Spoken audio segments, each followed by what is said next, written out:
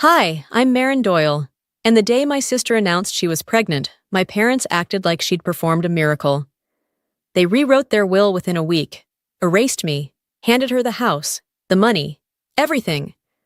But here's the part she didn't see coming. I knew she was lying, and by the time her baby shower rolled around, karma showed up, louder than I ever could. I was the kind of daughter people describe as low maintenance, the one who never asked for more than what she was given, the one who cleaned her plate, did her homework without reminders, and got straight A's without fanfare. My name is Marin Doyle, and for as long as I can remember, I lived in the quiet shadow of my younger sister, Vivian. Vivian was born dazzling, or at least that's what everyone said. She had this magnetic, messy energy, blonde curls, loud laughter, a wild streak my parents called free spirit. I used to wonder how two girls raised in the same house could turn out so differently. I was soft-spoken, predictable. She was fire and spectacle. But while I played by the rules, she rewrote them, and somehow always got away with it. It started young. If I asked for a new backpack, my mother would suggest we wait for a sale. If Vivian wanted the same thing, it was suddenly a necessity. "She's expressive," my mom would say. "Let her show who she is." I didn't complain. I didn't cry. I just watched and learned. The lesson was clear. Being good didn't make you special. It made you invisible. By high school, the pattern was set. I got into AP classes, tutored younger students, and volunteered at the library on weekends. My report cards were pristine. Vivian skipped classes, partied on school nights, and came home drunk more times than I could count. When I confronted her once, she rolled her eyes and said, "Relax. You're not my mom." I wasn't, but I often felt like I was the only one parenting anyone. When she dropped out of college in her second semester, my parents barely blinked. "School's not for everyone," my dad said, as if flunking out was a form of self-discovery. Meanwhile, I worked 2 part-time jobs to finish my degree and graduated summa cum laude. My parents came to the ceremony, of course, but left right after the photos. Vivian had some kind of art show she wanted them to attend, and they did. After college, I stayed close to home. Not because I couldn't go further, but because someone needed to be there when my dad had his heart scare and my mom's arthritis flared up. I took on a job at a local museum, then transitioned to teaching part-time at the university. I made enough to live quietly, comfortably. I handled the groceries, the house repairs, the doctor's appointments.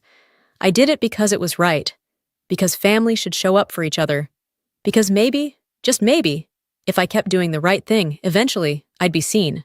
But I wasn't. Not really. Vivian went from job to job. Graphic design, photography, social media consulting, whatever sounded impressive enough to put on Instagram. She was always starting something big, always about to blow up. None of it lasted longer than 6 months. But my parents? They adored her ambition. "She's trying," my mother would say. "You know how hard it is for creative people." One day, I found myself standing at the sink in my parents' kitchen, scrubbing dishes after another family dinner where Vivian had dominated the conversation with tales of her brand deals and sponsorship opportunities. My mom was still giggling at something Vivian had said, while my dad handed her the last slice of pie like she was royalty. I looked down at my hands in the soapy water and felt something crack, not loudly, but cleanly, like ice shifting underfoot. For years, I'd swallowed the idea that love meant stepping aside, that being dependable was enough, that if I asked for less, I'd be appreciated more. But as I dried the dishes and watched my parents hang on to Vivian's every exaggerated word, I realized something simple and devastating. They didn't see me. Not really, not ever. I wish I could say that realization made me angry right away. It didn't. What it did was make me aware that the life I had built, quiet, stable, unremarkable, had come at the cost of being overlooked, and that no matter how much I gave, there would always be someone louder, flashier, more urgent to take center stage. Still, I told myself it didn't matter. I had my peace, my purpose. I didn't need the spotlight to know who I was. I believed that, right up until the day Vivian said she was pregnant, and just like that, my parents handed her everything. And I knew, this time, I wasn't going to disappear. The night Vivian announced she was pregnant, it wasn't over dinner or even in a private moment. It was at my parents' anniversary party, an event I had planned from start to finish, down to the seating chart and catering. She walked in an hour late, wearing a pale pink silk jumpsuit and a smug little smile, and the moment she stepped through the door, I knew she was about to hijack the entire evening. "I have news," she declared, raising her glass of sparkling cider like she was hosting a press conference. "I'm pregnant!" The room erupted. My mother gasped and burst into tears. My father actually stood up and hugged her, a rare act of physical affection he hadn't even shown me when I got my university teaching post. Guests clapped, champagne corks popped, Vivian soaked it in like sunlight, hand resting delicately over her flat, still perfect stomach. I stood there, wine glass halfway to my lips, stunned. Pregnant? With whose baby? She hadn't mentioned a boyfriend in months. No signs, no clues, nothing but a sudden revelation, perfectly timed and weaponized. Later that night, after most of the guests had left and I was collecting empty plates, I asked her quietly in the hallway, "Is it true?" She blinked. "Is what true?" I stared. "You know what I'm asking." Vivian smiled, that tight, practiced smile she always used when she was lying. "Of course it's true. Don't be weird, Marin." Then she walked away. 2 days later, my mom invited me over just to chat. I thought maybe it was to acknowledge how blindsided I'd been. I was wrong. "We're updating the will," she said, pouring tea like it was nothing. "It's time. Things change. You'll still have your teaching salary, your job, your independence. Vivian, on the other hand, well, she needs support now. We want to make sure the baby is taken care of." I sat frozen. "So you're giving her everything?" My mom didn't flinch. "The house, most of the savings. The art collection will be split, of course. But yes, she's carrying the next generation, Marin. That matters." I felt something in me detach. Not snap, just release. Like a knot loosening, air slipping through a crack. "I see," I said. "You understand?" she replied, as if I'd agreed. As if my silence was consent. But I didn't understand. Not really. I went home and opened the file where I kept copies of important family documents, photos of the house deed, insurance records, the last known copy of the will from 5 years ago. It was all still there. My name had once been clearly listed, not just as a backup, as an equal. Now they were ready to erase me, all for a pregnancy no one could confirm. And then the details started to gnaw at me. Vivian wasn't nauseous. She wasn't tired. She still drank half a glass of wine at brunch the week before. And when I asked offhandedly what doctor she was seeing, she dodged the question. That week, she posted a photo on social media of herself in workout gear, doing core strength training. Someone in the comments asked if it was safe during pregnancy. She deleted the question within minutes. Something wasn't right. I could feel it in my gut. But what bothered me most wasn't the possibility that she was lying. It was how easily my parents had accepted it. No questions, no proof. Just blind, desperate joy, and the swift shifting of assets. I found myself replaying every moment in our family history where I had stood aside, taken less, been the adult in the room.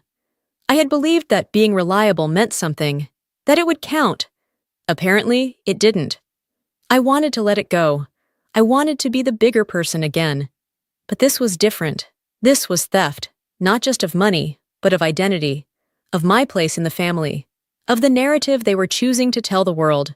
Vivian, the radiant mother-to-be, and me, the childless academic they tolerated. So I made a decision. I wasn't going to confront her, not yet. I wasn't going to beg for my share back. I wasn't going to explain myself to people who had already decided I was expendable. I was going to get the truth. And when I did, I was going to let it burn. I didn't start with anything dramatic. No confrontation, no accusations. I started the way I always had, quietly, methodically, and one step at a time. The first piece of evidence came by accident. I stopped by my parents' house a week after the will conversation. Under the pretense of dropping off a care package of anti-inflammatory supplements for my mom, Vivian was there, sprawled across the couch with a laptop and a bowl of popcorn. Her stomach looked flat. not barely showing. Flat. She'd kicked off her shoes and left her bag on the floor. I noticed a small orange prescription bottle peeking out from inside. She was in the kitchen talking to our mom, so I crouched down and checked the label. It wasn't prenatal vitamins. It was furosemide, a diuretic, prescribed for bloating and water retention. Not something a pregnant woman should be taking, especially not daily. I didn't take the bottle, but I did snap a photo of it. Later that night, I started connecting dots. The social media posts, no belly shots, the lack of morning sickness, the fact that she still hadn't mentioned a due date, a doctor, or a partner. I started looking deeper. I reached out to one of Vivian's exes, Daniel, a guy she'd dated for almost a year before she ghosted him to focus on herself. He remembered me, oddly enough. We'd only spoken once at a Christmas party. She said she didn't want kids, he told me, sipping his coffee at a downtown cafe. Like, ever. Said it would ruin her body. Her words, not mine. I asked if they'd ever had a pregnancy scare. He snorted. No! She was obsessed with tracking everything. If anything, she was paranoid. Thanks, I said, standing to leave. Oh, he added. She used to joke about how easy it was to fake being pregnant. Said people never question what they want to believe. That night, I opened a blank document and labeled it Vivian.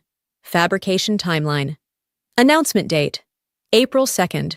No due date stated publicly or to family. No medical documentation shown. No known partner or father identified. Still drinking wine. Photo dated April 8th. Social media, no physical changes. All photos chest up or old reposts. I also called every OB/GYN office within 30 miles, pretending to confirm an appointment for my sister. No one had a Vivian Doyle or any variation scheduled. Then I remembered something. A friend of mine, Harper, worked as a receptionist at the downtown urgent care. She owed me a favor. I'm not asking you to violate HIPAA, I said when we met up after work. I just need to know if she's ever even stepped foot in your building since April. Harper checked. Nope, she said. Not once. Vivian hadn't gone to any doctor. She hadn't even bothered to fake a checkup. That told me something dangerous. She didn't think she had to. She believed she could bluff her way through this like everything else in her life. That's when I started planning for the baby shower. My mom had asked me to help design the invites. A test, maybe, or just another small cruelty. I agreed. I volunteered to handle the music playlist, the flower arrangements, the signage. Vivian, naturally, didn't lift a finger. I'm just so tired lately, she said, draping herself across a velvet armchair at the bridal shop where we were supposedly picking out a maternity-friendly dress. You'll understand one day. I smiled. Maybe sooner than you think. But inside, I was coiling like a wire pulled too tight. The day before the shower, I visited the local pharmacy and picked up a spare bottle of furosemide. I labeled it with her name. I also printed out the list of OB/GYN clinics she hadn't visited, and the receipts for the wine she'd bought the week after her announcement, paid on her credit card, under her rewards account. I had one more trick. I'd been recording our conversations, not all of them, just the ones where she got too confident. And in one particularly damning moment, over lunch, she'd said, "By the time anyone realizes, the will's already signed. What's one little lie if it fixes everything, right?" She laughed at the end of it. That slow, self-satisfied giggle she always used when she thought she'd won. I backed up everything, photos, recordings, receipts, onto a flash drive and sent a copy to myself, encrypted. I wasn't worried about whether or not it was legal. I wasn't planning to sue. I wasn't planning to go to court. I was planning something better. A stage, an audience, and a truth that would detonate right in the middle of her perfect little pink celebration. The day of the baby shower was absurdly perfect. Blue skies, soft breeze, the kind of sunshine that makes everything look more expensive than it is. My parents had rented a hall at a boutique vineyard just outside of town. White tables with blush linen, gold-rimmed champagne flutes, banners that read, "Welcome Baby Rose," fluttered in the wind. Vivian had even arranged for a violinist to play soft classical music as guests arrived. She wore a pale rose empire waist gown and cradled her perfectly flat stomach like a prop. Every guest smiled. No one questioned a thing. I kept mine simple. Navy wrap dress, clean bun, nude heels. I was quiet, efficient, helpful. I made sure the mic worked, that the catering was on time, that the slideshow ran smoothly. No one suspected anything, because I was the dependable one. I always had been. Just before the speeches began, my mom approached me, beaming. "Thank you for helping," she said, brushing something from my shoulder, like I was her assistant, not her daughter. "Vivian couldn't have done this without you." She was right, but not in the way she thought. Vivian took the stage first, holding her glass of sparkling cider. "I just want to say thank you to everyone who believed in me, especially my parents, who've supported me through every step of this journey into motherhood." Murmurs of approval rippled across the crowd. She paused for dramatic effect. "And to my future daughter, baby Rose, I can't wait to meet you." Applause. She handed the mic back to my mom, who was about to step up, until I touched her arm. "I'd like to say a few words," I said. My mother looked confused. Vivian raised one eyebrow. I walked to the center, took the mic with steady hands, and smiled softly at the guests. "Thank you all for coming. It means a lot to see so many people show up for this occasion."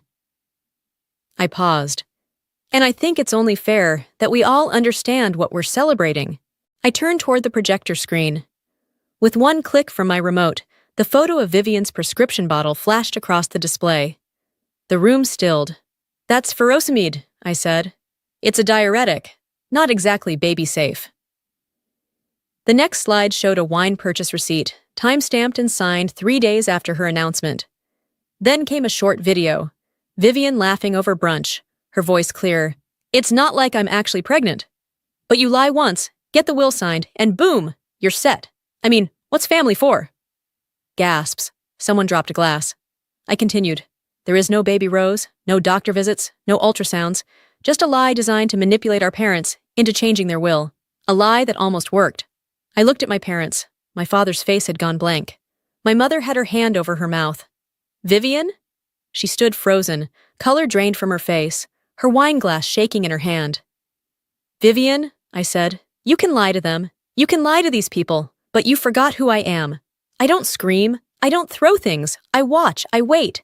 And then I tell the truth. When it matters." No one clapped. Not yet. I handed the mic back to the event coordinator and stepped down, heart hammering, hands ice cold. Vivian finally broke the silence. "None of that proves anything," she shrieked. "You're just jealous. You've always hated me." My mom looked up at her with a face I'd never seen before, something between shame and horror. "Vivian," she said softly, "is it true?" Vivian opened her mouth, then shut it. Her silence was answer enough. The violinist stopped playing. The guests started murmuring, then rising. My father walked out. My mother stood there for a long moment, then sat back down, like all the energy had left her body. Vivian stormed out of the venue, her heels clacking hard against the tile. I stayed behind, helping the staff pack up. Someone tried to apologize to me. I don't even remember who. I just nodded. My hands were steady again. Later that night, I got a single text from my mom. "We need to talk." I didn't answer. "It's been 3 months since the baby shower." My parents tried reaching out.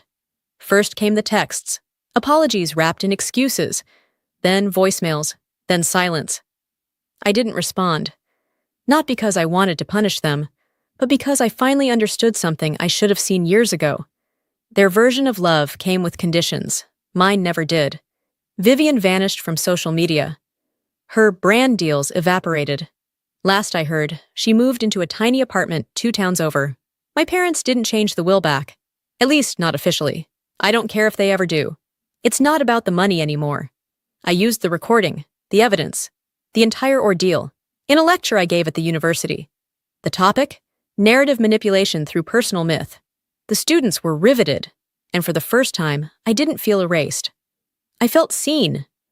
Sometimes I still pass by my parents' street. I don't slow down. The world didn't fall apart. It got quieter, sharper, cleaner. Vivian once said I'd never fight back. She was wrong. I didn't need to destroy her. I just needed to stop letting people rewrite me out of my own story. And now, I'm finally writing it myself.